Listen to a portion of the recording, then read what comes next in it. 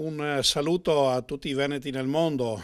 Finalmente ci rivediamo attraverso la tecnologia con questa nuova figura in cui andiamo a rappresentarci e a ritrovarci insieme attraverso questo sito dei veneti nel mondo. Vogliamo tornare a dialogare assieme, tornare a essere vicini perché lo siamo sempre stati. Nelle scorse settimane, nei scorsi mesi abbiamo voluto rielaborare dal punto di vista informatico il sito dei Veneti nel mondo e adesso finalmente c'è questa nuova configurazione.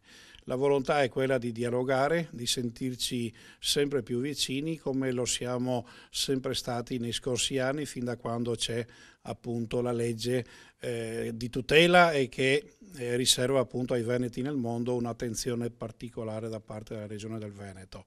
Senz'altro anche con questa nuova iniziativa avremo modo di confrontarci, di essere appunto, come dicevo, vicini, ma soprattutto di sentire le vostre esigenze affinché attraverso poi i provvedimenti che porterò nella Giunta della Regione del Veneto possiamo andare a dare le risposte che vi aspettate, ma soprattutto poter dialogare assieme al Veneto del futuro e ai Veneti del mondo.